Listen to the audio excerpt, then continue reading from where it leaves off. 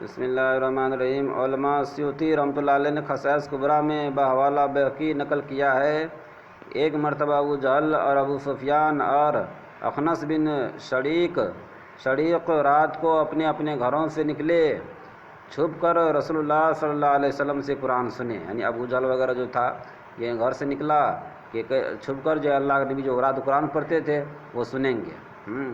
اس میں ہر ایک علیحدہ علیحدہ نکلا، ایک کی دوسرے کو خبر نہ تھی، اور علیحدہ علیحدہ گوشوں میں چھپ کر قرآن سننے لگے۔ رات میں چھپ کر کیا کرنے لگے؟ یہ ابو جہل تھا، مکہ کے سردار وغیرہ تھا، ہے نا، لیڈر سب تھا، یہ قرآن سننے لگا تو اس میں ایسے محو ہوئے کہ ساری رات گزر گئی۔ اور قرآن سننے میں اس کو اتنا مزہ آنے لگا کہ ساری رات اللہ کے نبی سے قرآن پڑھتے تھے، دل پر اثر ہوتا تھا، کہہ رہے ہیں ساری رات کیا ہو گئی؟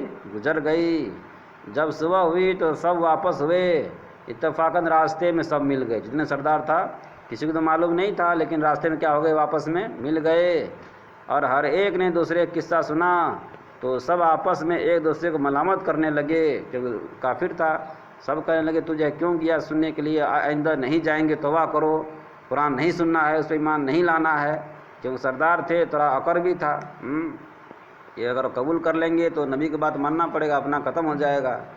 تم نے یہ بری حرکت کی کہ قرآن سننے کے لیے گیا، سب سے برا کام کیا۔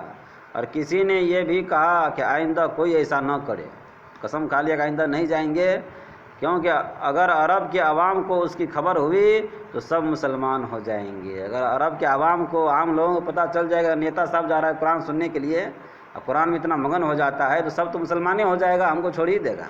دیکھیے کتنا ڈر بھی ہے۔ یہ کہہ سن کر سب اپنے اپنے گھر چلے گئے۔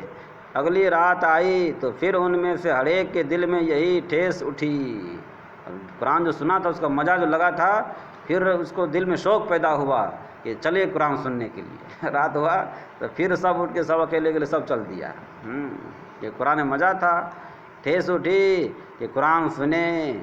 پھر اسی طرح چھپ چھپ کر ہر ایک نے قرآن سنا، یہاں تک کہ رات گزر گئی۔ قرآن میں ایسا لذت لگا کہ رات گزر گئی پتہ نہیں چلا، اور صبح ہوتے ہی یہ لوگ واپس ہوئے تو پھر آپس میں ایک دوسرے کو ملامت کرنے لگے۔ پھر راستہ مل گیا، نکلا تھا اکیلے، لیکن راستہ میں کیا ہو گیا؟ پھر واپس ہی مل گیا، اور اس کے ترک پر سب نے اتفاق کر لیا۔ پھر قسم کھا لیا کہ آئندہ نہیں جائیں گے، کیونکہ سردار تھا، تھوڑا تکبر بھی تھا، گھمنڈی بھی تھا، کہہ رہے نہیں جائیں گے۔ مگر تیسری رات آئی تو پھر قرآن کی لذت حلاوت نے انہیں چلنے اور سننے پر مجبور کر دیا۔ تیسری رات آیا، پھر کیا ہو گئے؟ قرآن میں جو مزہ آیا تھا، لذت جو لگا تھا، پھر سننے پر کیا ہو گئے؟ مجبور ہو گئے، اور اپنے آپ کو قابو نہیں پا سکا اور نکل گئے۔ پھر پہنچے اور رات بھر قرآن سن کر لوٹنے لگے تو راستے میں اجتماع ہو گیا۔ تو اب سب نے کہا کہ آؤ آپس میں معاہدہ کریں کہ آئندہ ہم ہرگز نہ جائیں گے۔ پھر قسم کھا لیا کہ آئندہ ہم ہرگز نہ جائیں گے۔ چنانچہ اس معاہدہ کی تکمیل کی گئی اور سب اپنے اپنے گھروں کو چلے گئے۔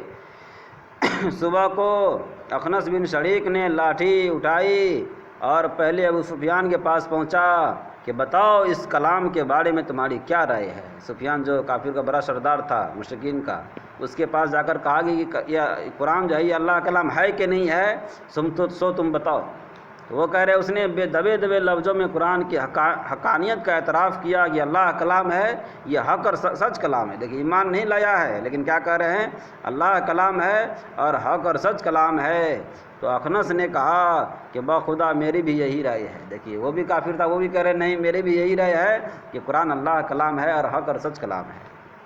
اس کے بعد وہ ابو جہل کے پاس پہنچا اور اس سے بھی یہی سوال کیا کہ تم نے محمد صلی اللہ علیہ وسلم کے کلام کو کیسا پایا؟ ابو جہل نے کہا کہ صاف بات یہ ہے کہ ہمارے خاندان بنو عبد مناف کے خاندان میں ہمیشہ سے چشمک چلی آتی ہے۔ قوم کی قیادت میں وہ جس محاذ پر آگے بڑھنا چاہتے ہیں ہم ان کا مقابلہ کرتے ہیں۔ انہوں نے سخاوت بخشش کے ذریعے قوم پر اپنا اثر جمانا چاہا تو ہم نے ان سے بڑھ کر یہ کام کر دکھایا۔ انہوں نے لوگوں کی ذمہ داریاں اپنے سر لیے تو تو ہم اس میدان میں بھی ان سے پیچھے نہیں رہے، یہاں تک کہ پورا عرب جانتا ہے کہ ہم دونوں خاندان برابر حیثیت کے ہیں۔